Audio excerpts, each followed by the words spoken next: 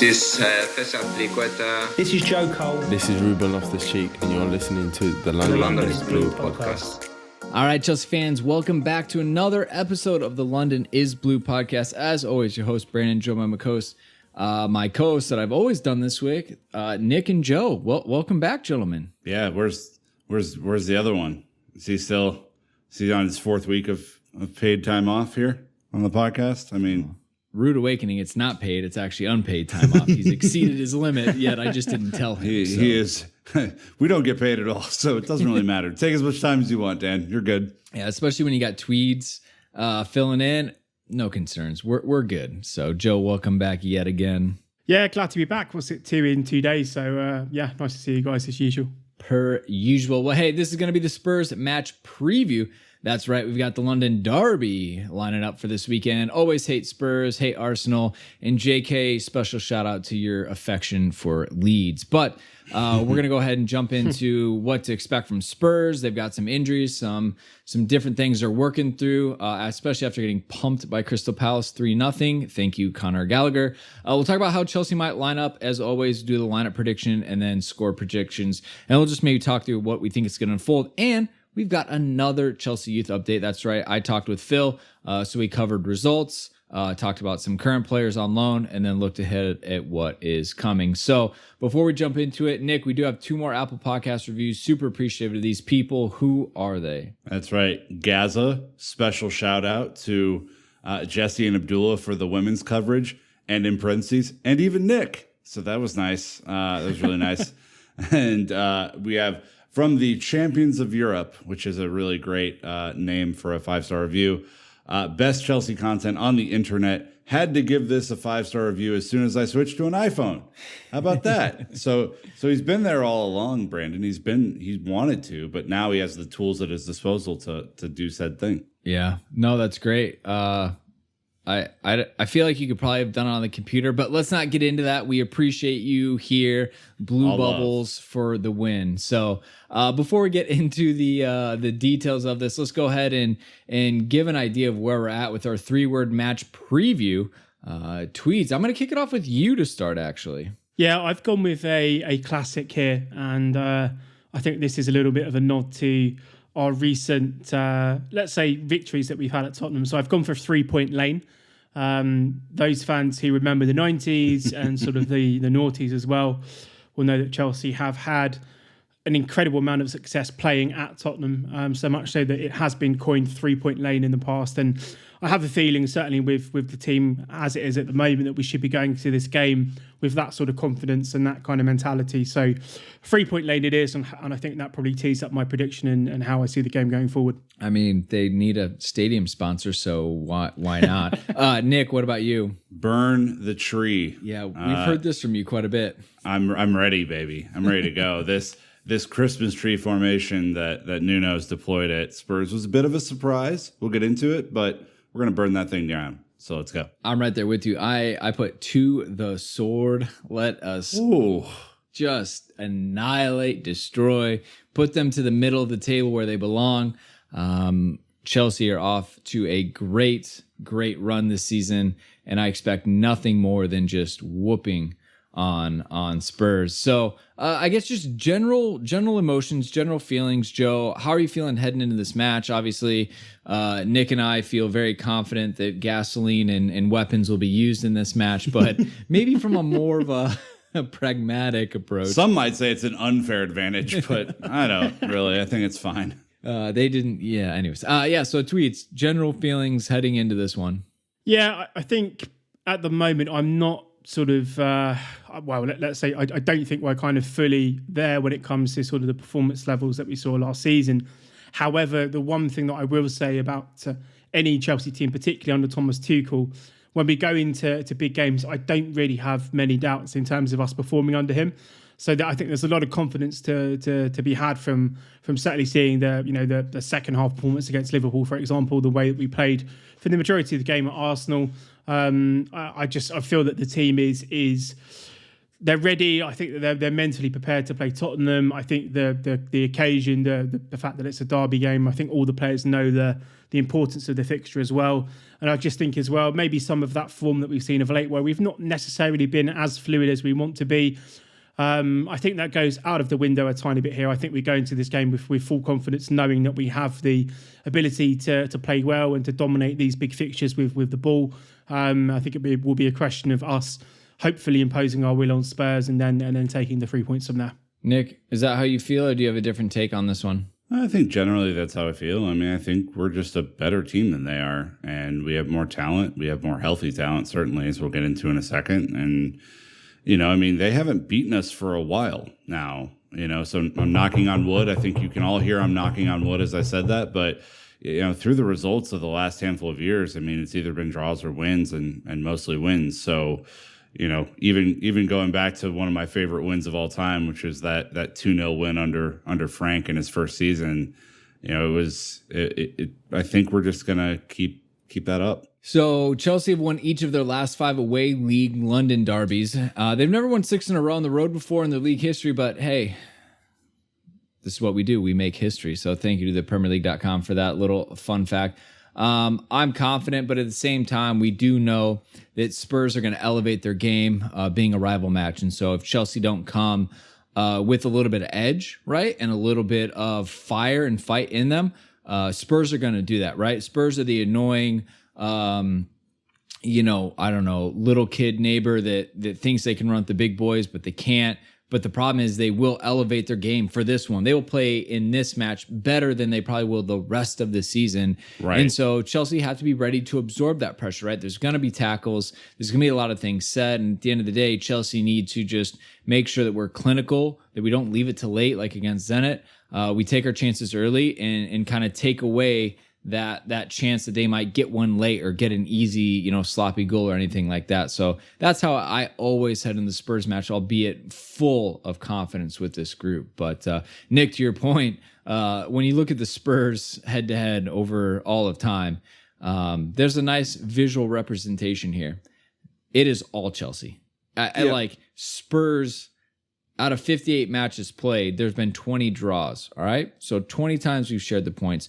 31 wins for Chelsea to 7 for Tottenham. All right. And when you look at away, we've won 13 away. They've only won 6 at home. So you would say this is history, recent history today. Like, pick your poison. Spurs, unlike Arsenal, have nothing to really claim success or victory over us with. Making history and reliving it. see, that's the banner we need. But yeah, I mean, look, for the majority, since 1992, right, when the Premier League started, we've been better than they have been. We don't have to overcomplicate this. Like, I think there's a ton of ways that you can break this game down. It's not as if they're complete scrubs. I think they have a decent squad, and I think Nuno's a practical enough manager to get the best out of them, unlike their former manager. But I think this is, if you just compare the squads, let's take a look at their squad. Their predicted 11 is Hugo Lloris, some cat named Emerson that wasn't ours, Rodon, Eric Dyer, Reguilon. That's a back four. Højbjerg, who is really good. I rate him in central midfield for sure. Inconsistent, albeit. I think he's pretty damn good. And played well for Denmark in the Euros. Oliver Skip and Dele Alli. I'm not afraid of that. Lucas Moura, Kane, and Bergwijn.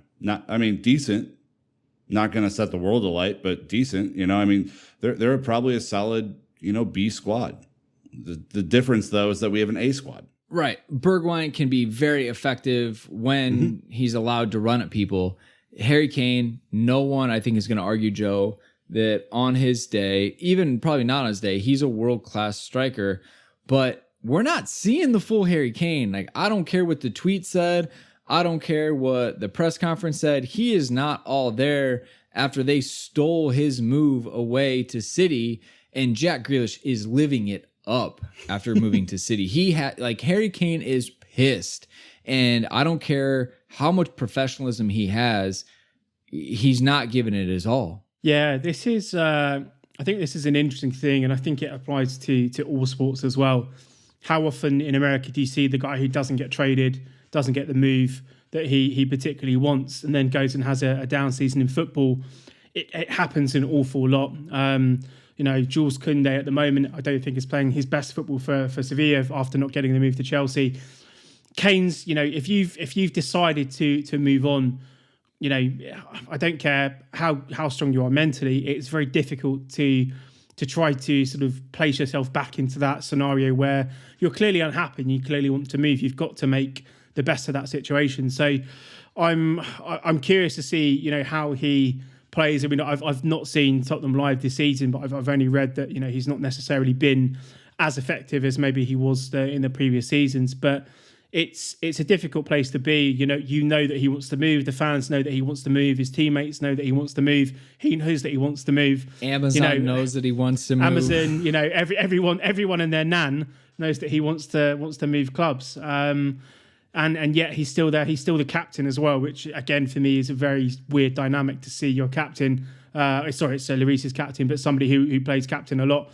To be that kind of player. So yeah, very, very strange situation for them. And I'm curious to see whether Kane is the same force that we've seen over the past couple of seasons. Hopefully he's not, because obviously that bodes well for us. So part of the squad too, Tanganga got sent off 2 cautions last week. I was on my way to Iowa and watched just a snippet of this match, and I caught both of his yellow cards, and I was like, Well, that was dumb. That was a nice rush of blood to the head, and ended up getting sent off. So he's not going to be there. But then on top of that, you've got Eric Dyer, who's injured, which is probably going to be a game time decision. Heung-min Son is injured, which he might be back. If he's not, huge win for us. But then you still have Lo Celso, Romero, and Sanchez all isolating from their Copa, or I guess not Copa America, but South American qualifying. I will just say a little bit of empathy for Nuno in that sense. That, again, no one won, apparently, unless you kept your players from going. And even then, it wasn't a surefire thing that they were going to not be suspended, as we saw Thiago Silva right up until match day. So positive for Chelsea, though, they are only playing with about a half a deck of cards compared to where they'd like to be, which is really good for us. Again, Son out, big win. Dan Dormer's fantasy team, huge hit. I love it. Yeah, same. Anything to take Dan down after my abysmal start to the year in fantasy will be required. So, anyways, like I said, Spurs, they've had a pretty good start to the season until they didn't. Beating United, beating City. The first game was against City. Yeah. Beating City right off the bat kind of surprised everybody. But I think if we're just being honest in totality, if we don't win this, Joe, I think a lot of people would be upset and surprised that Spurs were able to pull this out, even though it's at their stadium. Yeah, when the fixtures came out, before the sort of the injury situations and the COVID situations, I think this was part of a run of fixtures that people were putting together as a really, really hard sell. The beginning part of the season, a really hard portion of the calendar for us. I think looking at certainly the predicted 11, the guys who are missing, bar maybe wanting Harry Kane out or somebody else, you're doing pretty well in terms of particularly someone like Son if he doesn't play. I think he's a very influential player for Spurs, particularly when he's up to speed. So I think, really that this does look on paper now a fixture that Chelsea should be going to attack. We should be going there to take the 3 points.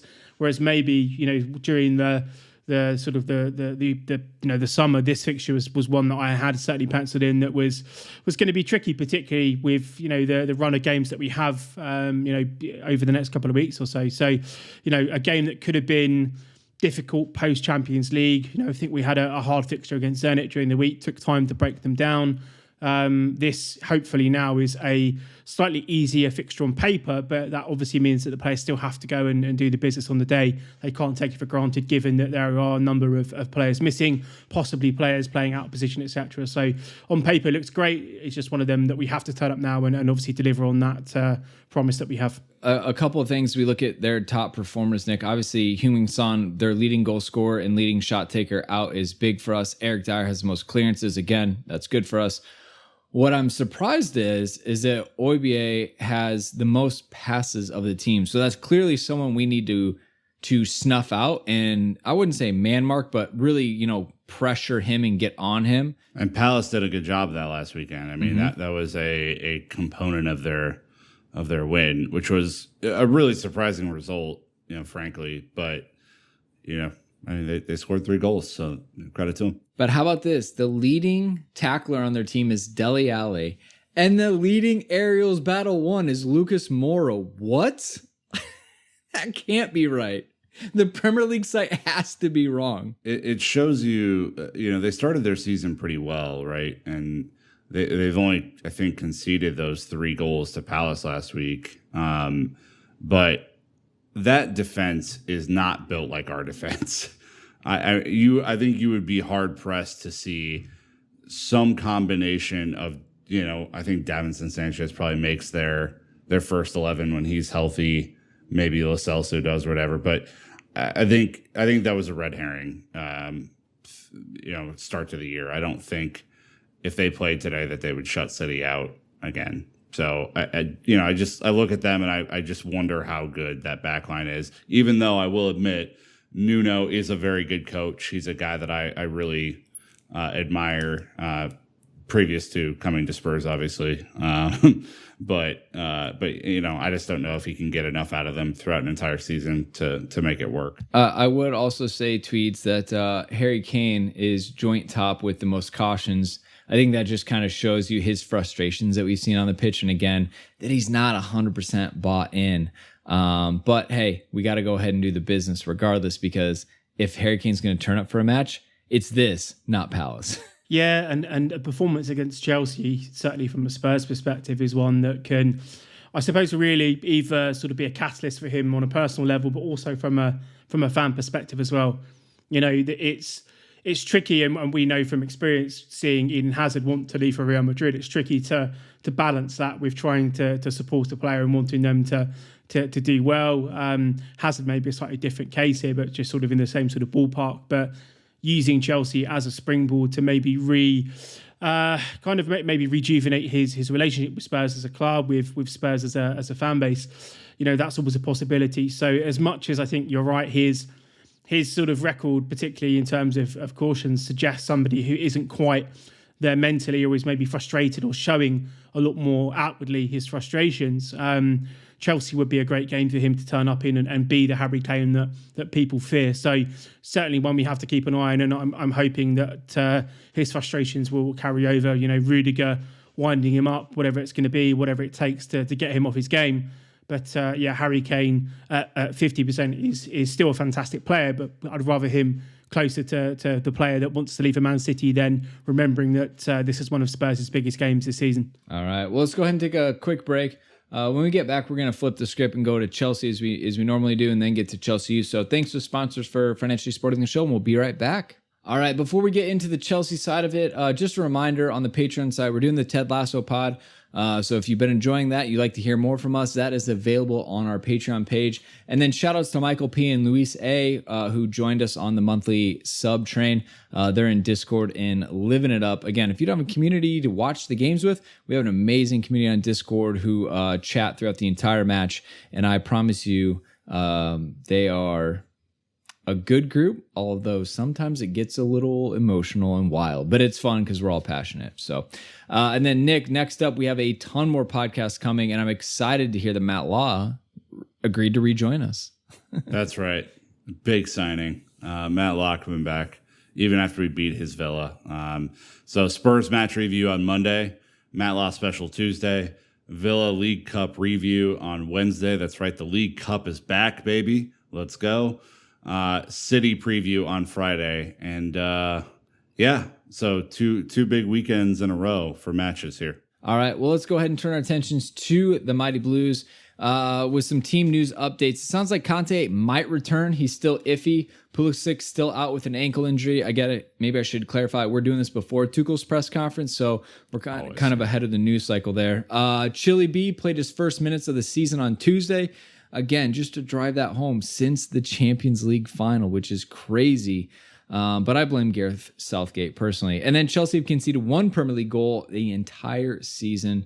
So that's kind of where we're at. Again, I think all of us said the confidence levels are quite high. And when you've got Romelu Lukaku in your squad, we've heard Tuchel's talked about they got Rom not only because of what he does on the field, but his leadership, his mentality, the off the field stuff. And it sounds like Tuchel is starting to give more insight into that. Yeah, he said you don't find many strikers of that quality, and the guys who really score regularly for their teams are so important because the goal changes the whole momentum of the match.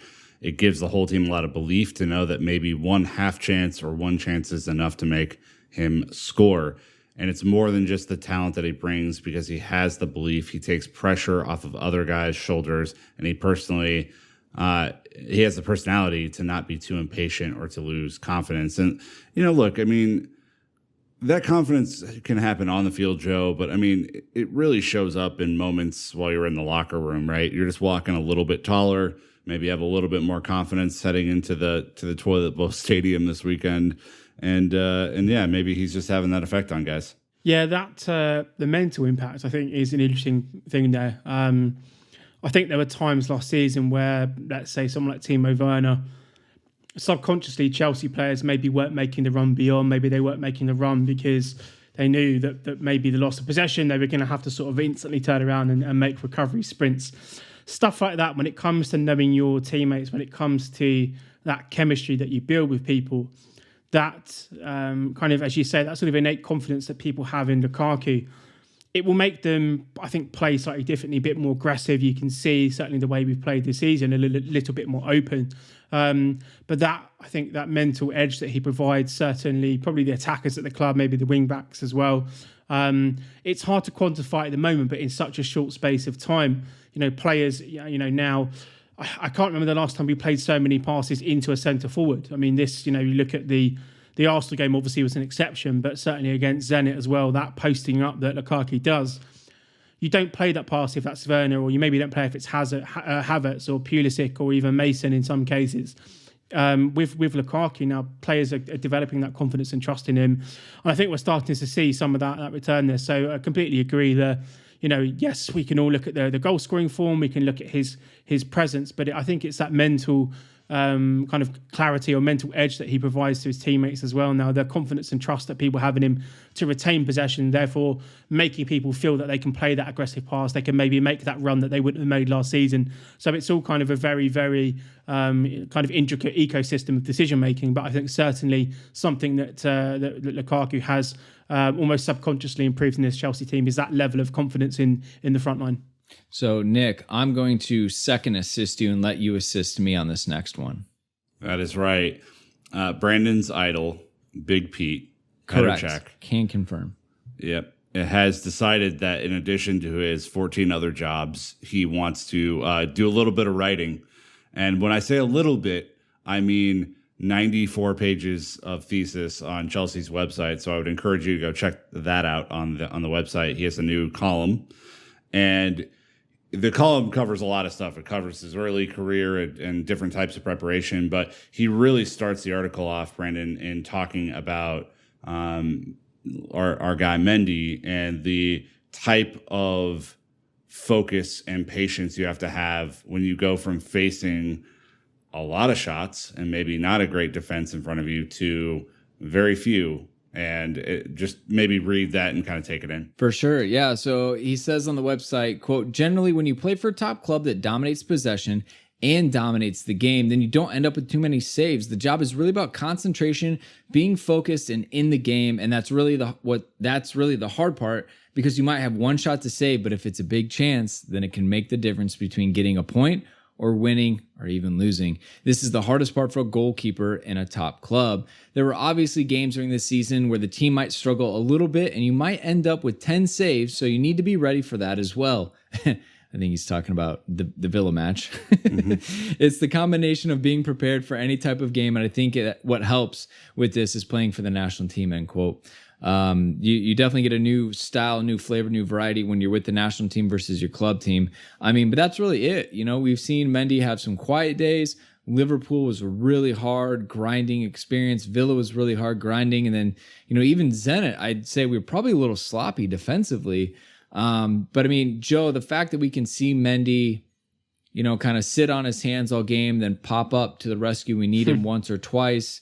And then also be engaged from minute 1 to 90. I would say those games where you're making save after save, your adrenaline is just through the roof, and you end up just absolutely knackered after those games. You're just shattered with exhaustion because of all the adrenaline you use in those situations. So I'm sure Mendy definitely took a couple recovery days after the Villa match. Yeah, it's. I think that the point that you made that's interesting is that the confidence that I have in Mendy now, I've probably not had in that many Chelsea goalies. I may be thinking Kudicini, Cech and Courtois are sort of the three that come to mind in my lifetime of watching Chelsea. And it's interesting as well that Cech was the one who spotted Mendy and sort of did the kind of the sort of due diligence on him, because they both have the incredible traits, as you say. I think your point about being switched on, having a lot of saves to make as a goalkeeper, or an ex-goalkeeper, I should say, that Brandon will know that better than most. That is something, a kind of rhythm that you get into. But it's the games where he maybe has to make one save. Those are the games that I think to Kepa, rightly or wrongly, is those are the moments that I'm not necessarily super confident in. But with Mendy, even before the game against Zenit, when he was getting his award, he literally didn't even appear to be that happy about receiving it. He seemed so focused on the game. That's bullshit, by the way. Yeah. But there was a photo of him, and you could see his face. He was almost like, what is going on here? So the fact that he's so switched on, even when getting a moment that was meant to be quite celebratory for the club, that gives me a lot of confidence, because there are games where we need him to make those one or two big saves, and he comes up big in those moments. And goalkeepers will get into a rhythm when they're making lots of saves. You still have to be good to make them, of course, but it's that the difference I get from him is in those tight games where the team maybe gets that one chance at the death. And I have confidence in Mendy to make the difference in those moments, and I've not felt like that really since we had a Courtois in goal. Yeah, all right, he's very good. And I think the other thing that I would put forward is that he's experienced failure before. So he's extra driven to maintain the elite level that he currently has. And, I think if you've experienced any sort of failure in your own life, you'll know that that's not a place that you want to live. So, I think it's one of those deals that I always kind of look for. Has this player faced adversity before, and have they overcome it? He definitely has. All right, let's go ahead and move into our lineup predictions so we can get to the score predictions, because we still got Phil on the other side with me, a little bit of a podcast inception, actually. But lineup predictions. So, Nick, how are you feeling about this? I know we've talked about settling in, but, Tuchel played some guys midweek, probably going to need to look at doing a little bit of rotation, I think. But based on his lineup midweek, I would expect it to be a very strong lineup against Spurs to keep that momentum rolling. For sure. I mean, Tuchel knows this early stretch of the season, Chelsea can come out of this with as many points as possible. That sets them up for a far more comfortable October, November timeframe. So I expect a huge, strong lineup for this match. Plus, it's Spurs. You just want to beat them anyway. Reminder that this game is on Sunday and not Saturday, because Tottenham play in the Europa League. If you haven't heard of the Europa League, it's a little cup. We've won it. Yeah, when we're in it, we win it. Yeah, we win it by accident. Yeah, and sometimes you beat another North London rival in the process. It's not a big deal. Don't worry about that. But they play on Thursdays, whereas we played on Tuesday, so we'll have a couple extra days of rest. I'm going with Mendy between the sticks, per usual.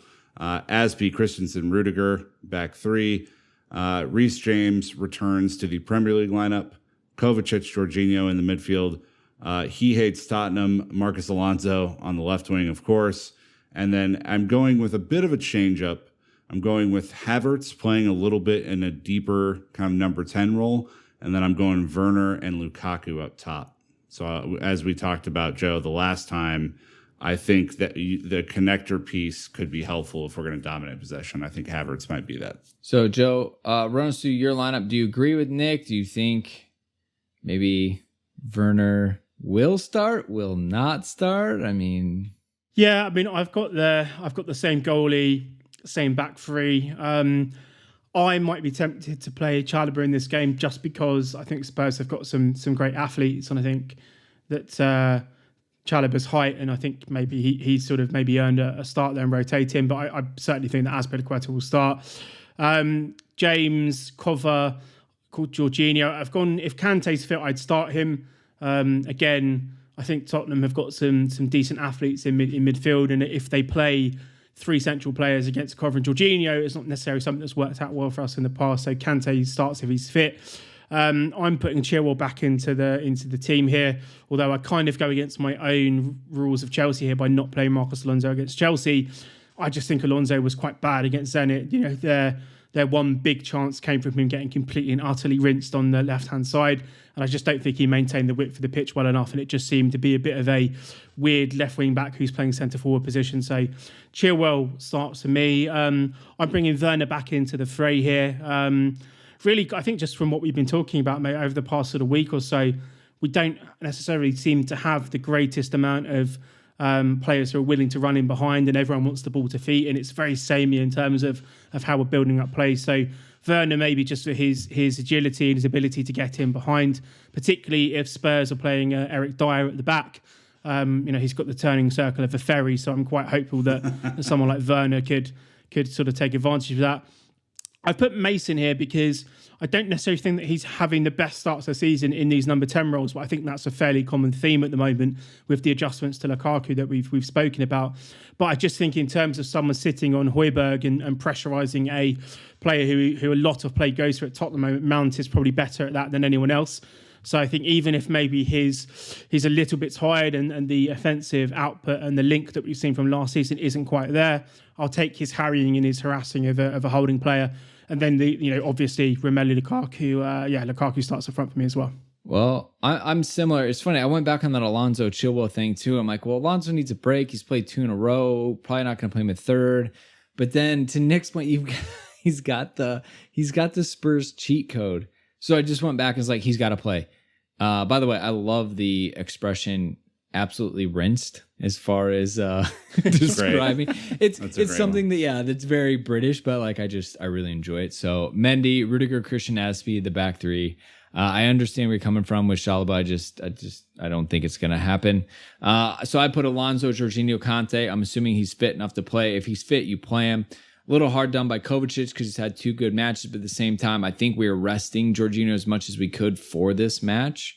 Then I've got Reece James as the right back. You put him right back in. And then I've got Havertz, Lukaku, Mount up top. Just kind of the true and proven group. I do like the idea, like we talked about, being almost like a 2 up front with Timo Werner stretching in there with Lukaku. Nick, I totally see that. The fact you both had Werner in there makes me think, but it's like not playing Kai is hard for me, which is kind of interesting because 2 of us have him, but then you 2 have Werner. So a lot of things for Tuchel to play around with. I would point out though, I'm a little worried about the changes and how much rotation is happening.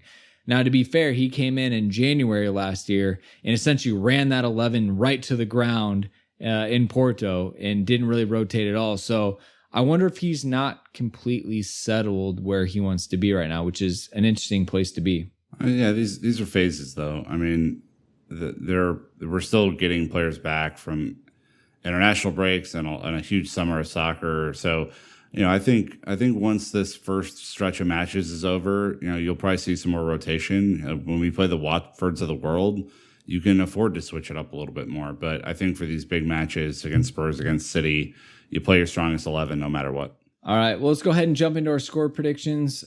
See how this one fares for everybody. I'm going to go 1 for Spurs, 3 for Chelsea since we are on the road.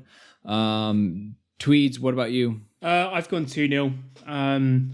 I just don't see us conceding at the moment. Big words before the game, but 2-0 and Lukaku and Werner to score.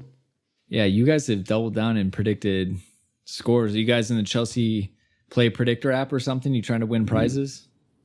No, my predictions come for free for the joy of the people. So, and it is. And I think it's gonna be a 4-1 win for Chelsea. Going big on the goals. Big Rom, obviously, on the score sheet. A Jorginho penalty. We're going to see it. Timo getting on the score sheet. And then you got to put Marcus Alonso on there. I mean, come on. That's not even a bold prediction. That's just like a standard operating procedure thing. Free kick, run a play. I mean, he does it all. It's fantastic. One inconceivable prediction. I put red card for Spurs. I don't know. I could just see them being a little bit wily. Again, they're going to get overhyped for this, and Chelsea aren't going to be as much. I'm down with that, which is funny because of what Tweeds just wrote. Oh, no. Stop it, Joe. Joe, use your words. Come on, Joe. So we were talking a bit before the pod started about one of my irrational dislikes about Spurs, and it's got to do with Eric Dyer and his peculiar shaped head. So I've gone with Eric Dyer gets his head caught in the net. There is a longer version which involves them having to call the fire brigade and get like power cutters to get his head out. But I think I'll leave that one for maybe the post pod if we win. When speaking of prediction. All right, Nick, go ahead and follow that one up. I can't follow that. I mean, that was too good. I went for 3 assists in 3 straight matches for Cesar Azpilicueta. I also think Reece is going to get a couple. Probably have a lot of space over there. So, but my boy Azpilicueta back in the mixer. All right. We're going to go ahead and pitch it over to Phil and myself, which is a little bit weird saying that. But we're going to get the Academy update, and then we'll come back to us to wrap. So here we go. Awesome. Well, thank you for passing the baton over to us, Brandon and Phil at Chelsea Youth here, talking about another update. Phil, we had all 3 teams play, which isn't usual because, again, the U19 team kind of comes and goes. Is it, or are they only for the UEFA Youth League? Yeah, they are only for the UEFA Youth League, which of course didn't run last season because of the pandemic.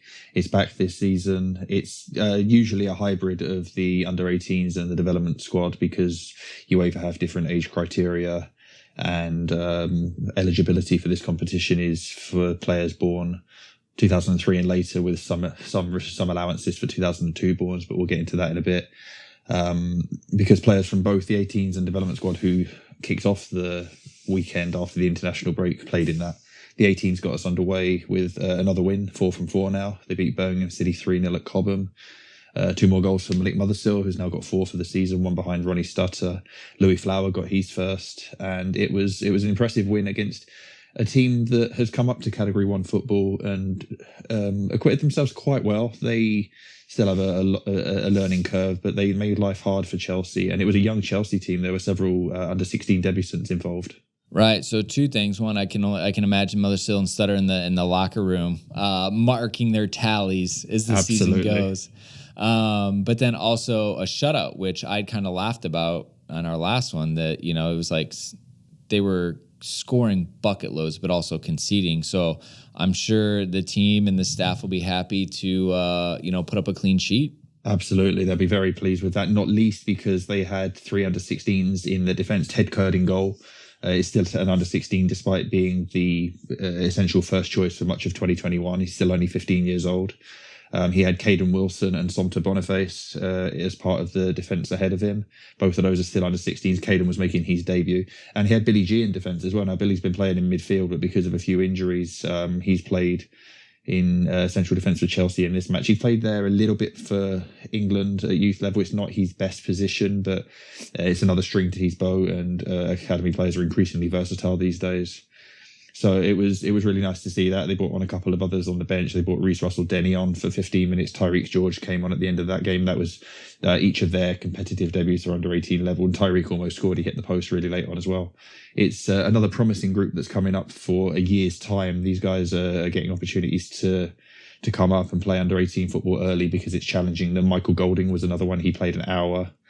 And it's a deep group. It was done in part to protect some guys for the midweek European games, but also because it is a chance for you to play and to keep coming through like the previous generations have done. Yeah. Again, like, is it, You talk about injuries and stuff. We were talking about on the men's team, coming off an international break can be tough. I know, and obviously they did it for Villa. Is it the same thing with these guys? Because I know there's obviously England youth national team setups as well. Obviously not everyone is from England, right? We have some people from other countries, albeit less often than the men's team. Is it kind of one of those things where it's like the coaching staff has to regroup the guys, kind of get them refocused? Maybe some people are a bit tired. I mean, we talked about Mason Mount continuing to play every single game he's eligible for. Is that like a part of it for these groups as well? Yeah, definitely. So England were in Poland for a tournament over the international break at under 17 level, and Chelsea had 4 or 5 boys in that squad. Stutter and Castledine started this match at the weekend, and they were involved in that competition. So it's on an individual level. Edwin Anderson was away with Sweden. He didn't play in this match, so there may be a little bit of managing him there. Jimmy Torianen is injured at the minute. That's why he wasn't involved. But an academy of Chelsea's stature and calibre has got internationals from several age groups across multiple different countries. So there's definitely a load management, not just coming back from internationals where obviously you'll have a series of matches within a short time span, but also then looking forward to protecting your schedule. So Bashir Humphreys would have been away with England under 19s, comes back, plays the development squad on Saturday, plays against Zenit on Tuesday, and he did go off injured against Zenit in the UEFA Youth League. Hopefully it's not too serious, but that's what can happen when you're playing 4 or 5 matches in a fortnight. Right. And heaven forbid I ask about the red countries list. We didn't have that Thiago Silva nonsense. Honestly, I don't know how it's worked for the academy level. I don't think anyone's been unduly affected by it, but equally, it wouldn't surprise me if there would have been absences because players have been required to quarantine upon return from international duty. It's just wild, especially with the younger athletes. Like, I get the full-grown professionals, like World Cup qualifying. Like, these athletes are developing. Like, we are in a different path, a different stage of their career. So hopefully we can try to keep it in perspective. But usually governing bodies don't, obviously. Absolutely. All right. Well, the next up, you have the Dev squad. So lost 4-1 at Man City. But you write here that it was a scoreline that was far harsher or more harsh than what was actually deserved. Why was that? It's one of those things. Man City are obviously an incredible under-23 team, defending champions, runaway champions from last year in record-breaking fashion. The match was one apiece until about 10 minutes from time. City got a penalty, which... you can see why it was given. It was a soft one. It was a lazy tackle from Mbuyamba, and so that changes the game late on. Chelsea, though, then tried to chase the game in the late stages and concede 2 goals deep into stoppage time as a City counter-attack. They conceded 95th minute, 97th minute. So a 2-1 defeat probably would have been an accurate reflection of the match. Chelsea started it really well. Harvey Vale scored yet again. A really nice goal coming in from the right wing, lashing a left-footed shot into the bottom corner. There were chances for both teams. Teddy Sharman-Lowe had a really impressive game in goal. City did have a bunch of chances. He denied them for as long as he could. Then the penalty comes along 10 minutes from time. The matches between those two teams are always really well contested. They've been hard to separate on and off the field. International level, wherever you like, for academies for a while now. Chelsea won 3 youth cups against them. City won last year's youth cup. I don't think 4-1 was a proper reflection of the talent between the two teams. And Chelsea had 2 first-year scholars involved. Brody Hughes started at right centre-half. Lewis Hall started in midfield. Brody's still only 16. Lewis had just turned 17. So City have young players themselves, but they didn't have 2 first-year scholars involved. It was an opportunity for Andy Myers to get those 2 involved because they were going to be involved in the UEFA Youth League match 3 days later. So you get them in with the group, get them acclimatised. Don't throw them in at the deep end in that one. You throw them into an even deeper end. And they acquitted themselves well enough. Yeah, so how much, I guess, juggling did the two teams and managers have to do as they prepare for this youth league? Were they available for these fixtures, or did they have to almost create a new little mixture of a player pool and set them aside for that upcoming fixture in the UEFA Youth League? They would have gone into this triple header of matches Saturday and Tuesday for the 3 teams and working out who they wanted to be available for each of them. So they would have known that Brody was going to be playing for the 23s and then for the under-19s, which is why he didn't play for the 18s. And therefore you give someone like Caden Wilson an opportunity to step up from the 16s and debut. There's been some injuries. Alfie Gilchrist is currently unavailable as well. Otherwise he would have been involved in at least one of the age groups. They'll have plotted out what they wanted the UEFA Youth League team to look like, and then how to manage those minutes over the weekend in the games before.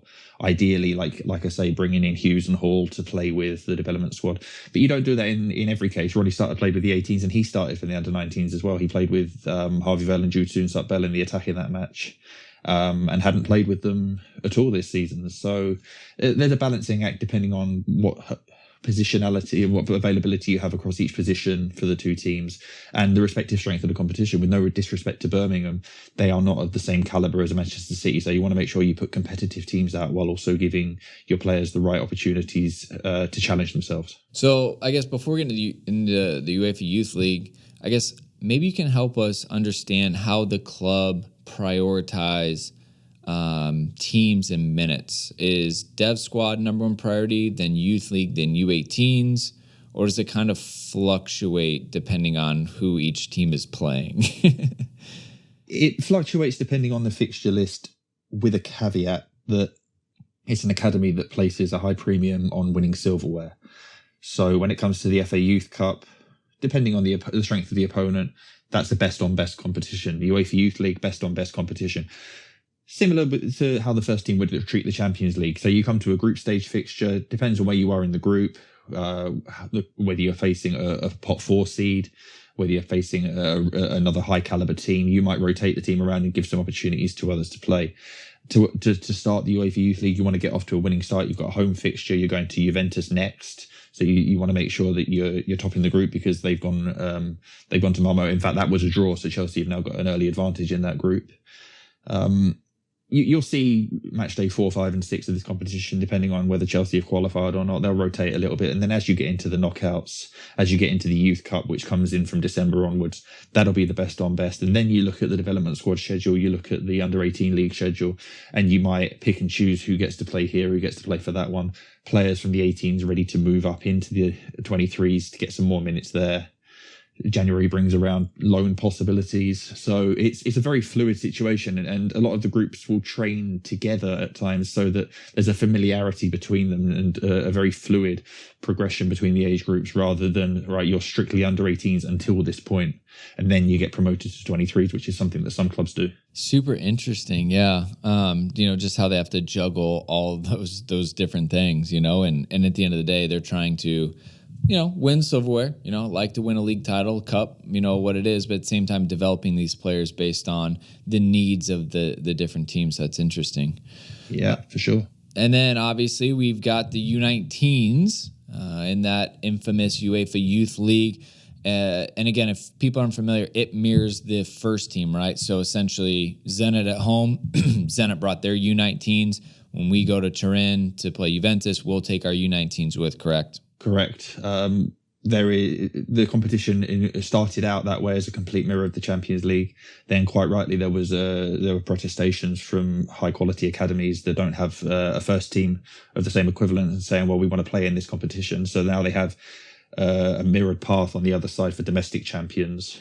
The domestic champions from each country where their first team hasn't qualified, they play a home and away series until there's 8 qualifiers from that. They play off against the 8 runners-up in the Champions League path. You end up with 8 group winners, 8 playoff winners, and then round of 16 straight through to the finals. So Chelsea have been in that alternative path once when they were under-18 champions of England and the first team had not qualified for the Champions League. But most often they're in the bit that mirrors the first team. So they played Zenit a few hours before the first team did. They came away with a 3-1 win.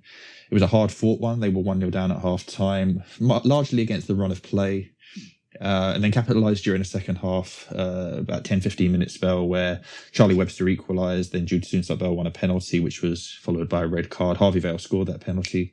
Soon-Sut-Bell scored again. Vale missed a late penalty, but I think they were good value for the 3-1 win. They worked hard. They created by far the more chances. They weren't at their best, but they were good enough. All right. Yeah. I mein, if you look at the scoreline, you're just sitting there going, okay, great. Yep. Did the business, moved on and see how it goes. I just did. I'm going to embarrass myself here.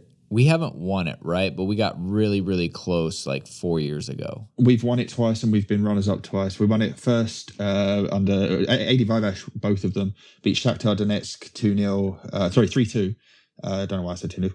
3-2 way back in 2014-15, and then won it again against Paris Saint-Germain the following year, where Fikayo Tomori and Casey Palmer scored in the final, and have subsequently lost a couple of finals since then. But it's time to get back. The last time they were in it in 1920, they were knocked out in the group stage, a group stage that had Ajax, Valencia and Lille in, which was a real disappointment. And they've been licking their wounds as an academy since, because they didn't get to make up for it last time around. And it's a very new generation to it. Only Sam McClellan and Dion Rankin, of those who started the Zenit game, have previously started a match in the competition at all. That 1 year of absence meant that certain players aged out of it, and so there were as many first year scholars as anything else involved, and it was useful to get some of those younger guys right into the competition straight away, so that when it comes to using them later on, it's not a first taste of it. Yeah, well, again, told you I'd embarrass myself, but I mean, that was a bit early in my youth academy days, 14, 15. That's not right. Whew. Oh, man, you were probably in prime time back then, Phil. But that's good. And so, okay, results covered, right? All in all, it sounds like, U18's absolutely on fire. Good start to the U19 UEFA League. Dev squad, still balancing priorities, kind of sorting some things out. But then we also wanted to look ahead, right? So the U18s are going to be playing Blackburn in the League Cup, right? That's correct. The League Cup is for the 28 Category 1 academy teams. It runs as a group stage of 3 fixtures, either home or away against the other teams. The primary objective of the competition is to allow for intra-regional competition. So Chelsea will only play in the Southern League during the regular league campaign. They don't get to play teams in the northern section like Liverpool, Manchester City, Manchester United. So this competition will have 2 northern and 2 southern teams in the same group. Chelsea are playing Blackburn this weekend. Blackburn are the only other unbeaten under 18 team in the country. They are top of the North League. Chelsea are top of the South League. They've both scored 16 goals so far, I think, off my head. It's going to be a really good game. Blackburn are... And they're always a hard match, but this particular start to the season has been very impressive on their part, so they're doing well. That's on Saturday morning. The following lunchtime Sunday, Chelsea host Arsenal in the PL2 at Stamford Bridge. That promises to be another good one. Arsenal have been in decent form. They beat Manchester United last weekend. They, following Balogun, scored twice. Eddie Nketiah was playing up front. They've had a few sort of first-team fringe players involved. Chelsea might do here and there. Lewis Baker is still around and needing minutes, and wasn't one of those who managed to get into the matchday squad in the Champions League like Malang Sarr and Ross Barkley and Loftus-Cheek did. So we'll see if any of those get minutes in the dev squad. But a game at Stamford Bridge is always... a nice moment for these boys. They had one there against Manchester United a month ago. Sunday will be a pretty good game. Oh, yeah, absolutely. So plenty of matches, coming up, obviously. And again, letting those boys play at Stamford Bridge. I mean, I think we kind of forget it's a big time thing. Obviously, it's Arsenal, but they get to be in the locker room. They get to, kind of like live a day in the life of what it could be. The last thing I want to talk about the academy players is a little bit is we saw Lucas Bergstrom on the Champions League roster. Does that mean he's ahead of Sharman Lowe, even though Sharman Lowe is having all these great performances, for the academy teams? Or do you think that they will be pretty interchangeable throughout the season? In terms of playing for the development squad, they'll be interchangeable. Sharman Lowe isn't on the B list for the Champions League because he's not been at the club for 2 years. You're only eligible to be on the B list if you've been there for 2 years. He hasn't. He would therefore need to be registered on the A list, and that spot went to other players. It's a similar situation with Mbuyamba. He's not been here for 2 years either, so he'd need to take one of the A list slots. He won't be homegrown either. He's not nation trained, whereas Sharman Lowe would be. But it's somewhat irrelevant. Neither of them would have been involved in playing this season. It's nice for Bergstrom to be in a matchday squad and to be in and around that sort of environment. It's a very good experience for a young player to undertake. But Teddy's playing really well for the development squad, so he's getting a lot of football that he didn't get last year through injury. It's important that he's getting these games thick and fast early on. Yeah, and you reminded me about Mbuyamba. Kind of a rocky start, little up and down. Obviously, someone who... he's not had the best start. He's had some issues defending 1v1 against smaller and quicker players. He's made a couple of mistakes, and it happens. And it happens especially when you've been out of football for so long, like he has, missing the best part of a year through injuries. Not just one injury either. It was a long-term injury followed by a setback that kept him out longer than he wanted to. And it's a headspace that you have. Anyone who suffers with that sort of thing finds it hard, let alone a teenager moving to a new country for football. And he's got the caliber and the pedigree to shine eventually. And we know that he's got such a prototypical physique for a modern day centre half and so many positives. It's just about refining and practice and cutting these mistakes out. And he's not the only academy player who makes mistakes. Unfortunately, when you're a defender, the mistakes end up costing you a little bit more. That's not to say he's been a complete train wreck. Not hardly. He's played quite well at times. There have been moments that have exposed him, and just like every other academy player, it's a journey. Refine your game, improve, cut the mistakes out, and then really show what you're made of. Right. And the only reason I kind of want to point that out, because that's where I was at, right, is I think I just wanted to remind everyone, because I know even Yannick talked about how Mbuyamba was training with the first team, during the international break. And I'm not saying he's overhyping it, but I think there are some people on social media that tend to want to push players with potential faster than they're developing, and we have to be careful of that.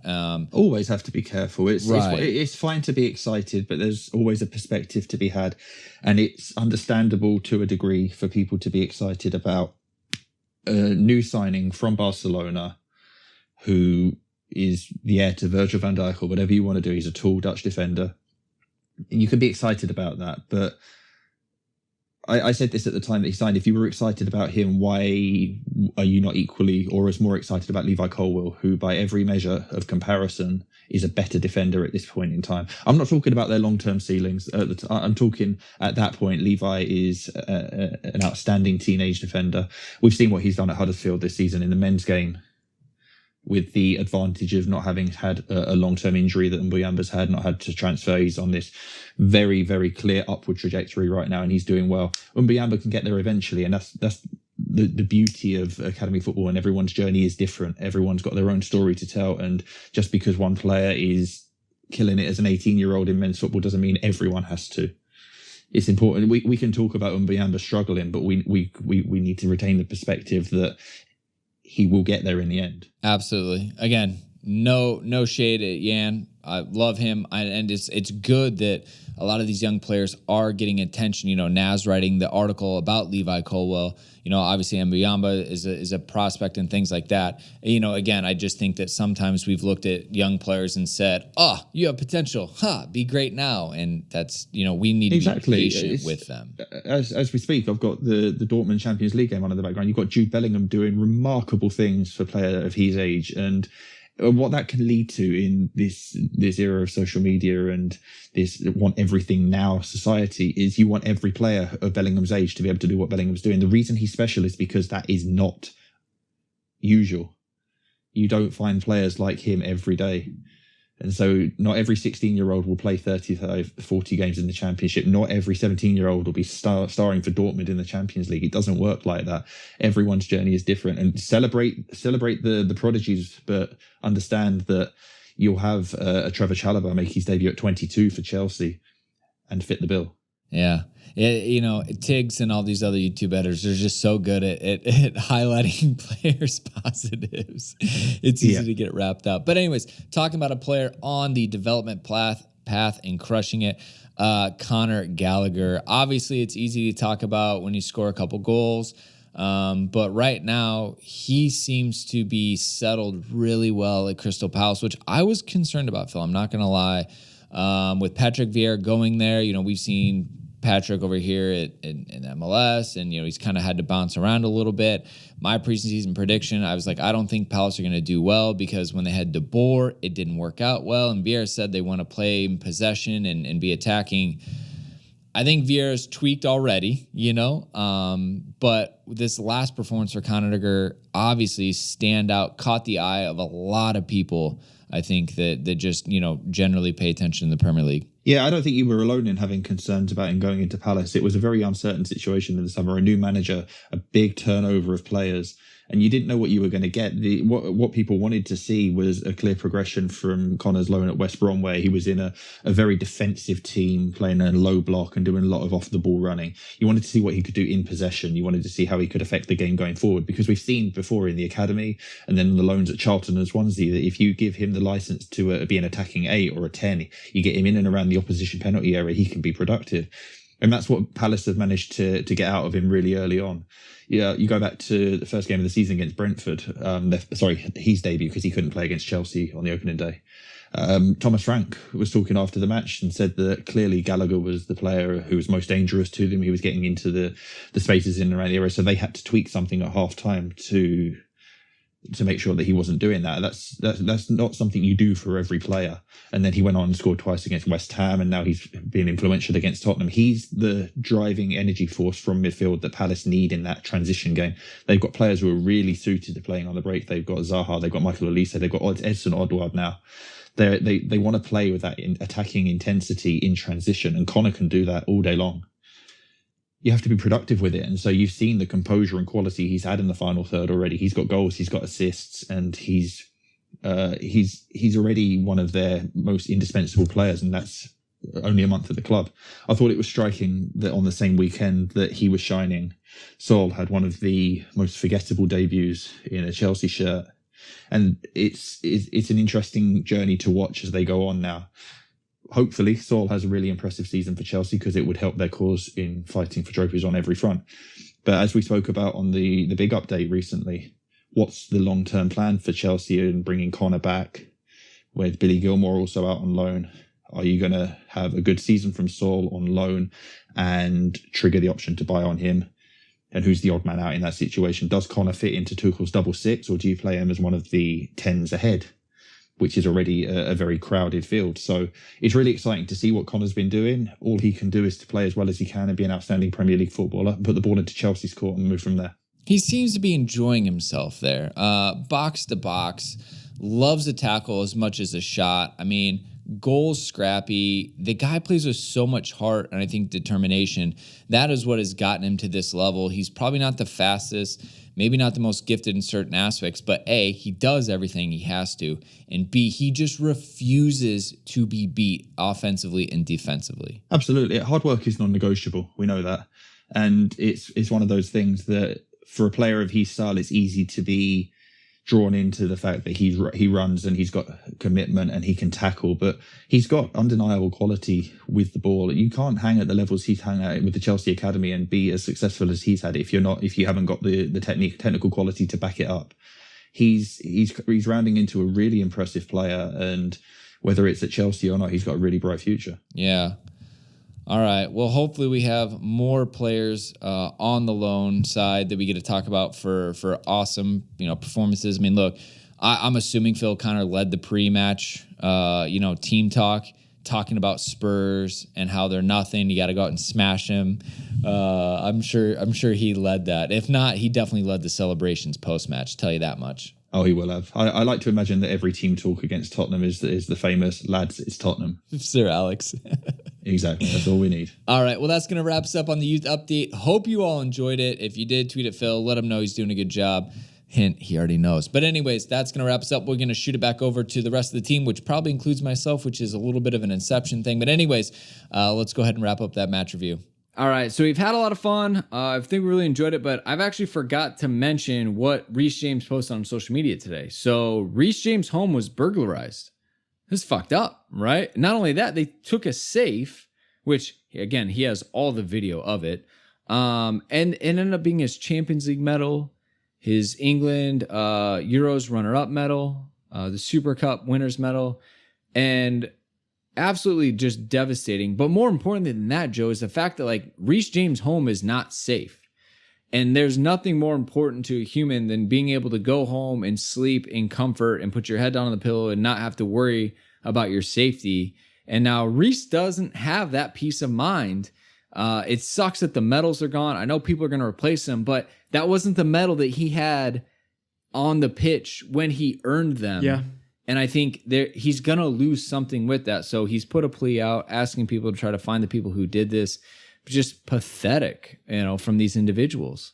Yeah, and I know that this doesn't really come into the equation in terms of the burglary, but he is, by some distance, one of the nicest footballers that you could possibly meet. The work that he does off the pitch for charities, the food bank stuff that he's done.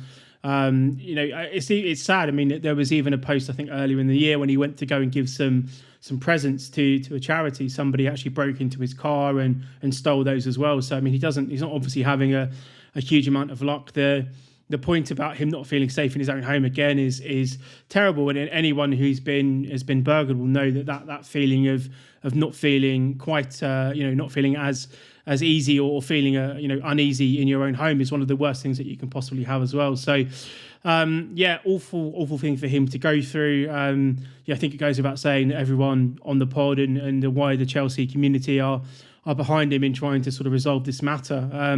But yeah, just a really shocking turn of events for a guy who really, given how good he is at football, the sort of money that he's on, all these sorts of things that people want to throw at him, he's just such a down to earth and humble person. That this to happen to him is terrible. I hope in terms of his IG post that the police and people that he's got looking into it help and are able to resolve the matter. But yeah, it's not the ideal way to prepare for a big fixture. And again, it seems to be a spate of things that seem to happen to him in terms of being unlucky with being robbed and stuff that's happened like that. It's just not, it's ridiculous, and the people who doing it are just reprobates. So there's no real defense for it. Shouldn't have to have an armed guard at your house at all times to keep your stuff safe. I mean, it's terrible. I mean, the house that I lived in college got robbed. They stole like $30,000 worth of stuff from it, computers, books, all that kind of stuff, and none of those things was a Champions League winner medal. But it still hurt all the same. And, it's just something that it's tainted a little bit now, right? Both his car and his house have been robbed. I mean, I don't know. It's just incredibly disappointing, but I do hope that he does get his original items back and that the idiots who did this are prosecuted to the full extent. Absolutely. It was premeditated. They had a driver. They had a sledgehammer to break into the door and everything. It was just disgusting to see. They knew he was playing that night in the Champions League. So, again, Reese, you have a good support system around you, thankfully, but people just need to be better. So, on that sad note, we're going to end it. But hope you can go ahead and help Reese if there's any way you can. If nothing else, tweet at him your support and love. So that way he can be in the right frame of mind to take on Spurs at the weekend. I know I would have a hell of a time doing that, but if anyone can, Reese can. So that's going to wrap us up for this preview. Hope you've enjoyed it. We've covered a lot. Thought it's been a lot of fun. Anytime you have the Spurs rivalry, it makes it a little bit more tastier of a fixture. So we fully expect to go to North London and take all 3 points. So again, last chance, jump in our Discord before the weekend. It'll be a good old time. Otherwise, that's going to do it. We'll be back with the match review, obviously Monday like we do every weekend. So until next time, Chelsea fans, you know what to do. Keep the blue flag flying high.